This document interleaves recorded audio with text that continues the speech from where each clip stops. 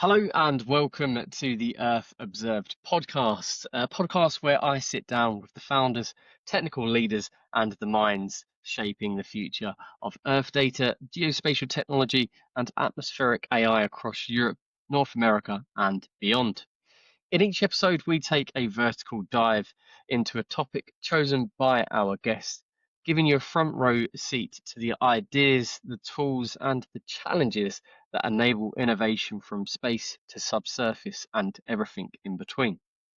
Today, I have the pleasure of being joined by Jenna Dolecek, who is an open source investigation and geospatial analysis expert at Justice Rapid Response, with experience in war crimes investigations and focuses on evidence gathering and case building. Jenna, it's an absolute pleasure to have you here today. How are you? I'm doing well. Thank you very much for having me. I'm very happy to be here.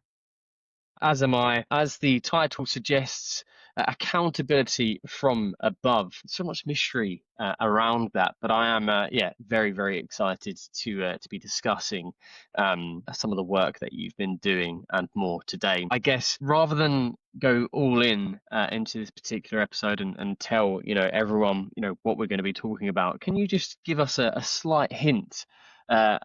Around the idea of accountability from above and get people excited about just some of the talking points that we might cover today. Yeah, absolutely. So within the last decade and definitely probably 2 decades, definitely the last 10 years, satellite imagery has become integral to international criminal investigations for war crimes trials, genocide, and crimes against humanity. So that's something that I've been working with for the last several years.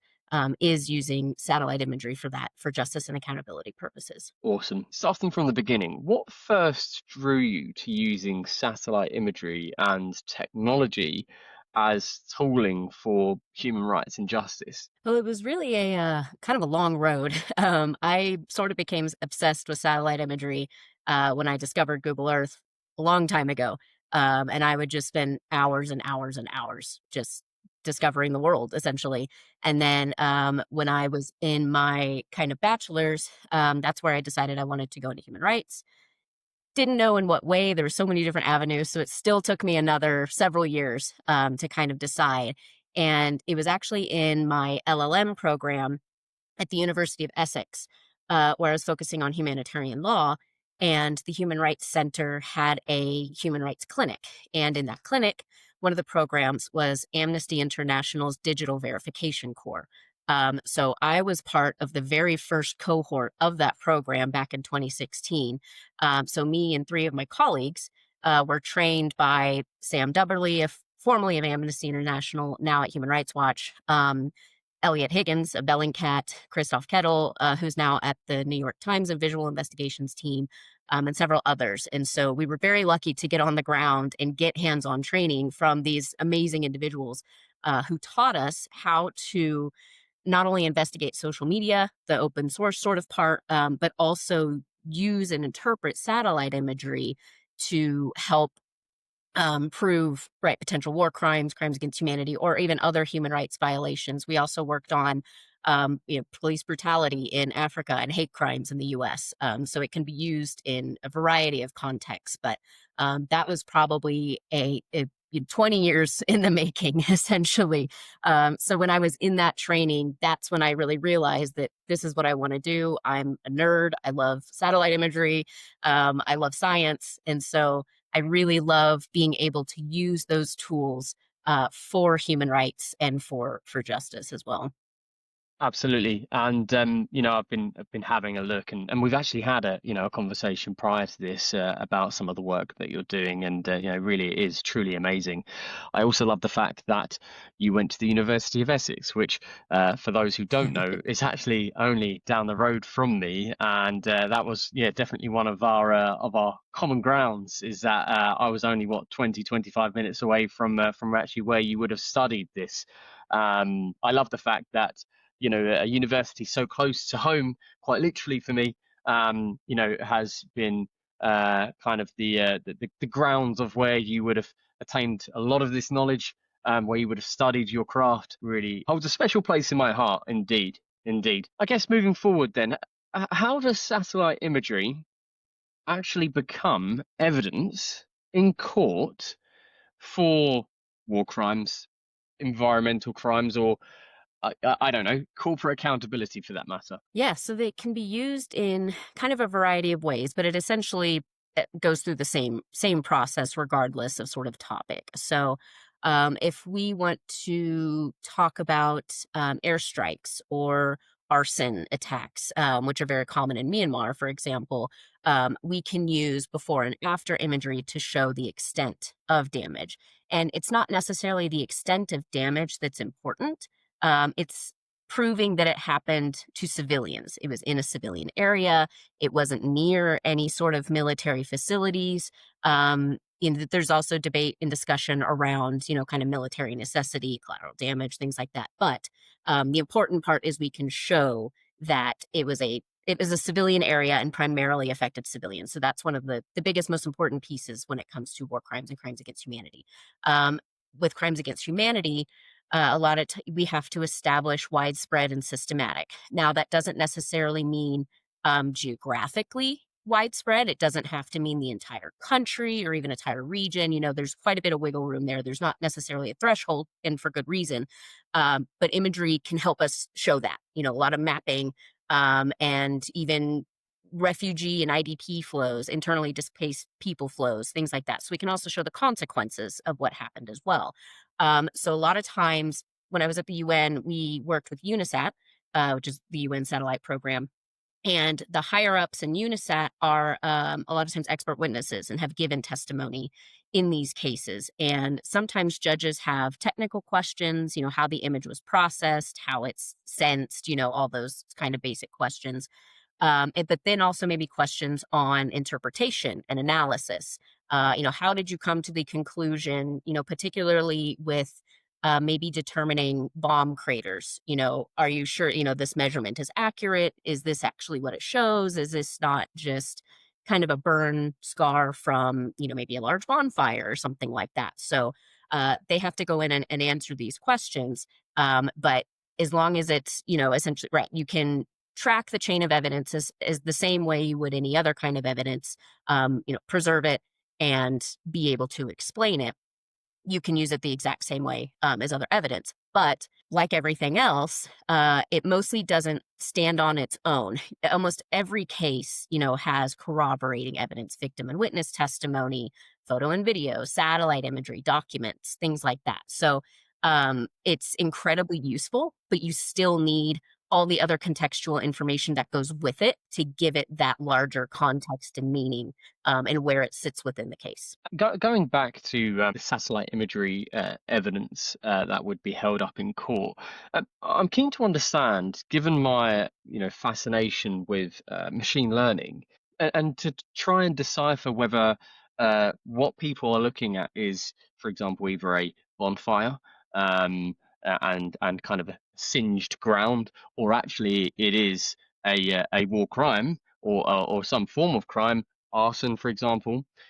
Do they utilize, or do you know this? Do you know if they utilize like time series forecasting, or different types of modeling for their evidence to, I guess, ultimately back it up, to ultimately try and come to some form of conclusion, given how accurate and precise those types of, I guess, machine learning models are, out of interest? Right. So, unfortunately, the legal field is quite behind when it comes to these technological Right. advances. Yeah. So, that is very much in its infancy when it comes Mm. to being used in cases. And as far as I know, I don't believe it has yet. I know a Right. lot of Okay. companies are using it and Mm. looking into it for, right, that kind of analysis and, saving time and things like that. But I don't believe it's been used in a case yet, as Yeah. far as I know. But that's where That's the interesting. other evidence, like on the ground photos and videos, come in Sure. to say, Yeah. we can say that, right, this attack happened at this time. It wasn't just a bonfire. Clearly, it was, um, right, this other sort of weapon or tactic or whatever. Yeah, and I like the fact that you're giving the viewers of this episode today a really holistic overview of all of the different areas that encompass evidence, and the fact that quite clearly and obviously it isn't just satellite imagery of which we rely on. No, that's really cool. And I guess look, it's an incredibly sensitive matter, and I do appreciate that. But I'm just keen to understand if you're able to share a particular case where maybe satellite imagery has made a decisive difference, and maybe another where maybe its limits have become very clear. Yeah, absolutely.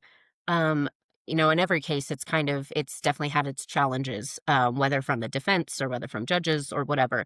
So it's not necessarily always smooth sailing, so to speak. Yeah. But in the human rights field, so outside of accountability, in 2006, there was a case called Porta Farms in Zimbabwe, which is a settlement of about 6 to 10,000 people. And through satellite imagery, forgive me, I can't remember if it was Amnesty or Human Rights Watch or exactly who got a hold of it, but was able to prove that this settlement was completely destroyed and everybody was displaced. And that was really the first time in the human rights world satellite imagery was such a huge part of a development. So that kind of changed the game in that way. Regarding cases, I mean, I believe it was used in the Tribunal for Yugoslavia in various specific cases. But it has been used in quite a few recently. It's definitely becoming more and more common for sure. In the cases of Syria, definitely showing various attacks in Afghanistan. It's definitely being used showing particular weapons, especially for chemical attacks, cluster munitions, things like that. But for a case where it came short, recently, the most recent judgment from the International Criminal Court was the Al Hassan case, which had to do with Mali.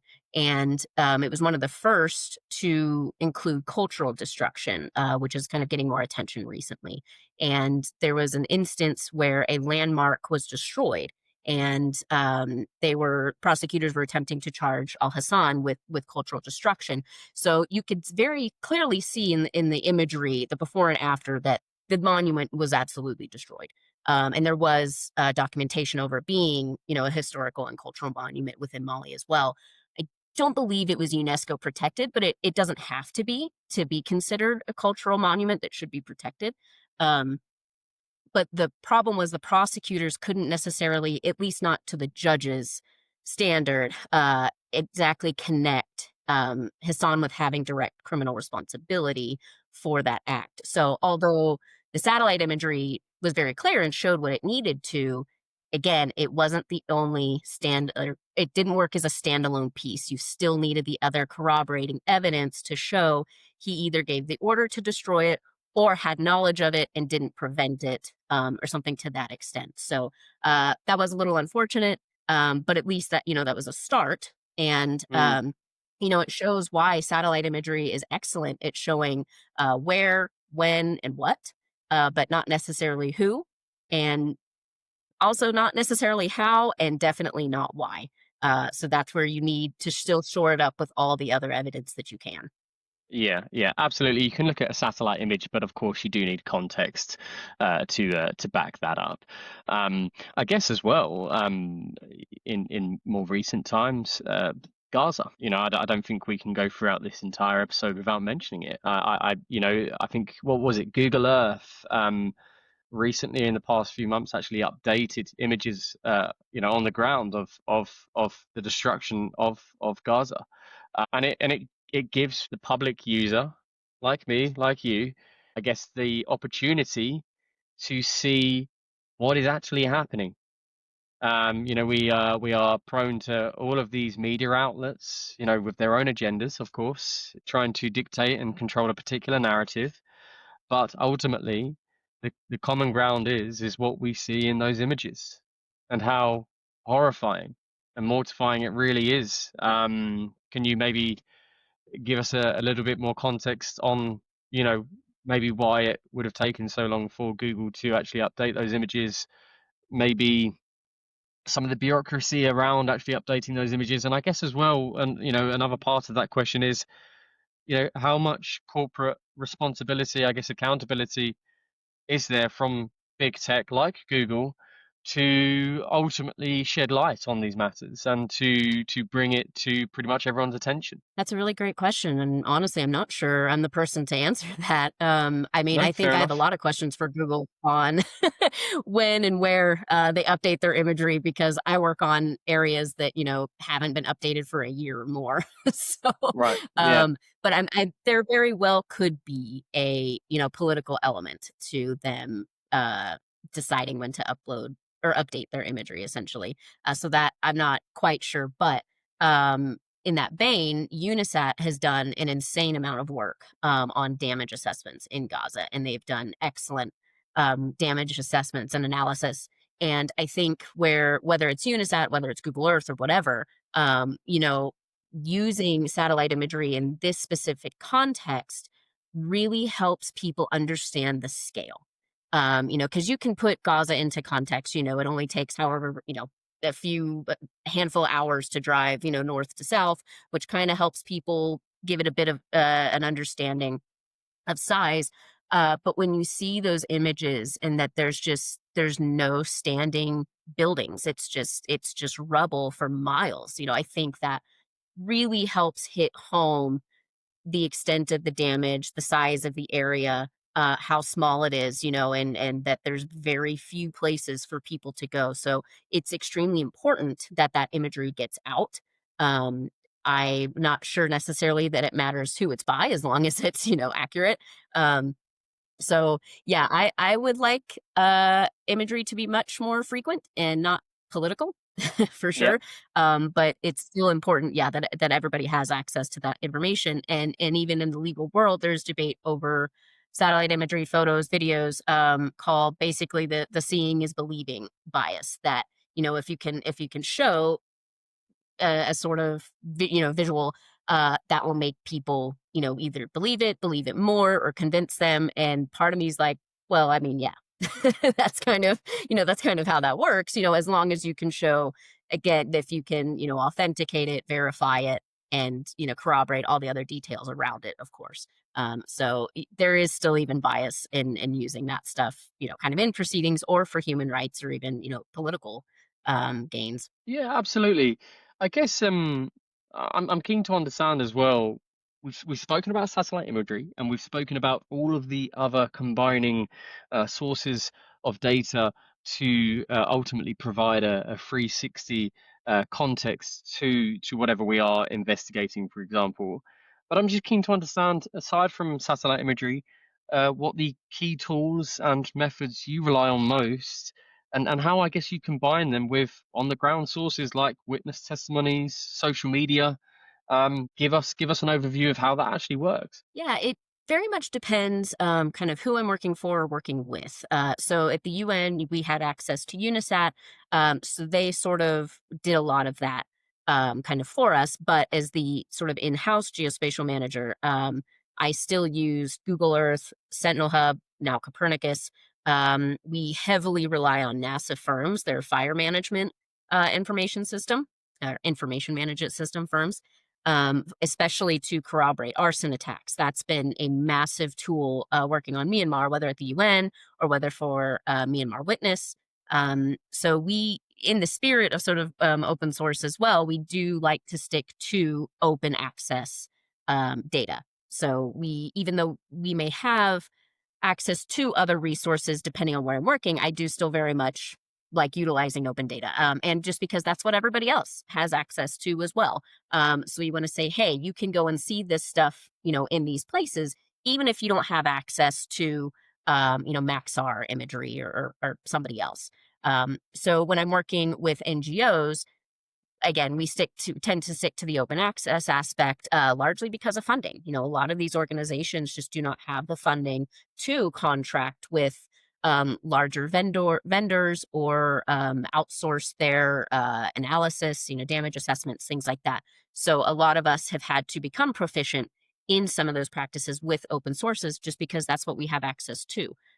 In other contexts, working with governments, they have access to their own satellite imagery through their own defense areas. And sometimes there we're limited because they don't image as frequently, as opposed to maybe private companies who have again, much more funding, a lot of other maybe clients or things like that. And so they can kind of customize what they want to do. But a government, especially particularly Defense Department, is much more limited in that scope. So there have been issues where that imagery was insufficient.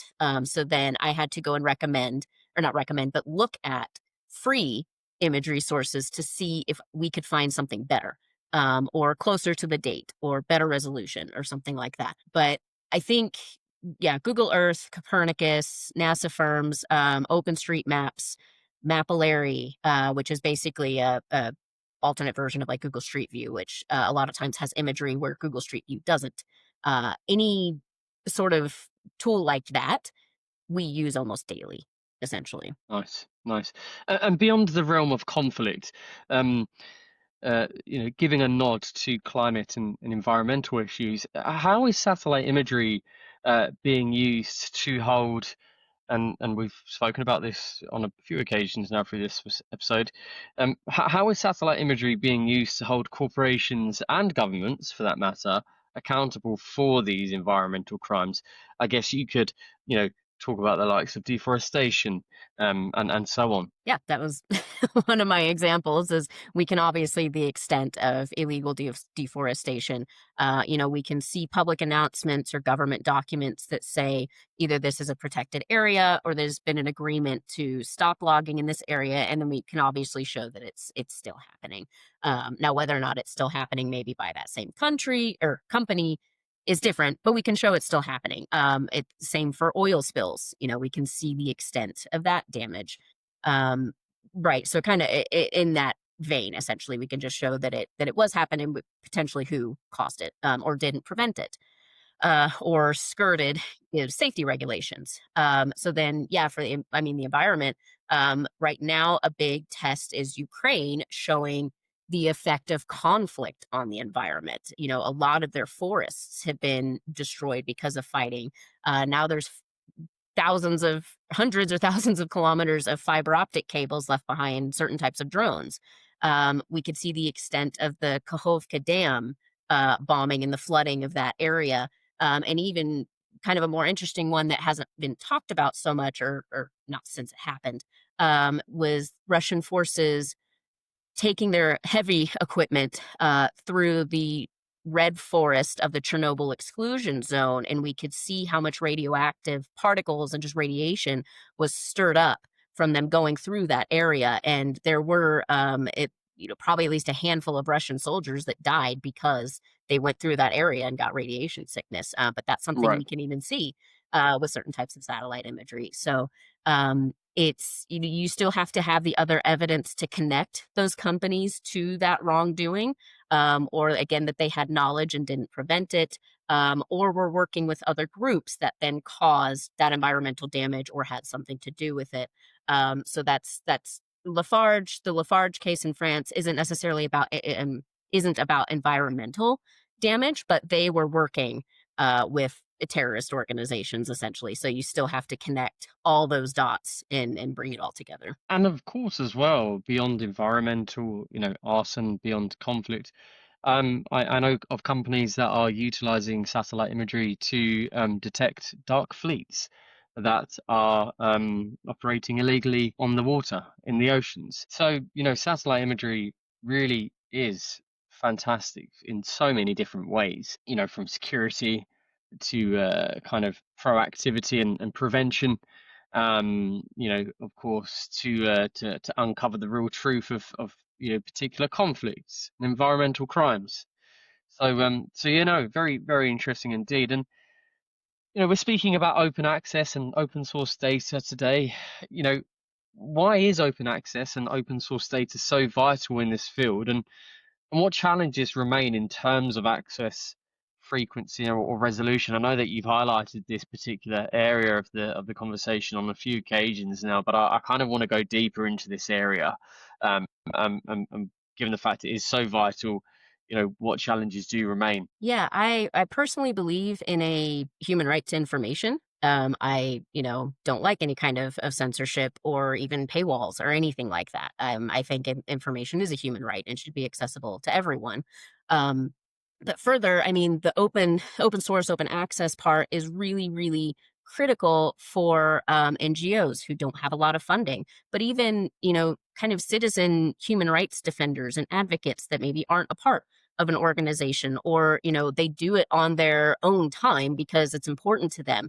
They don't have the resources to, go buy imagery from vendors or something like that, so really it is kind of a resource issue as well.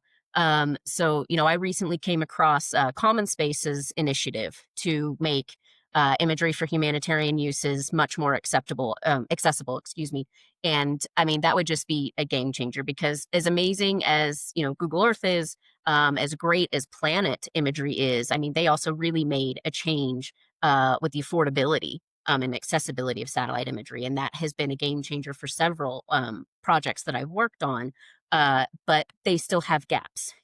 With as many satellites as we have in the air, there's still a lot of areas that are not imaged frequently enough, and to not a high enough resolution. That has been an issue with a lot of the cases I've worked on.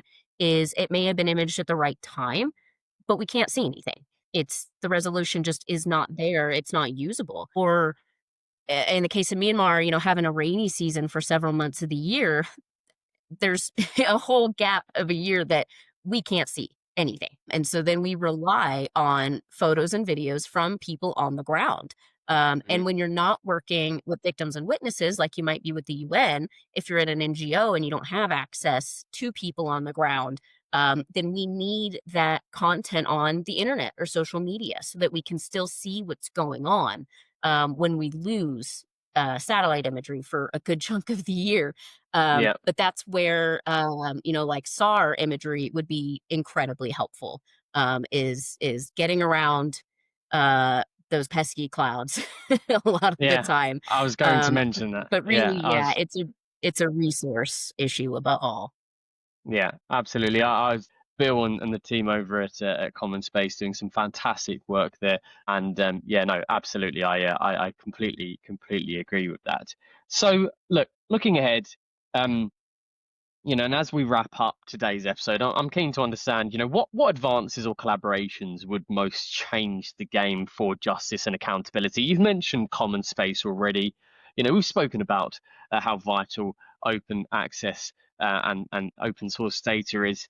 Are there any other areas that you feel like, are overdue an advancement, or a collaboration that is overdue, a partnership? Oh, that's a great question. I mean, we're making great developments every day, and every time satellite imagery is used in a case, we learn from the mistakes, why it didn't work, what we need to do better next time, what the limitations were.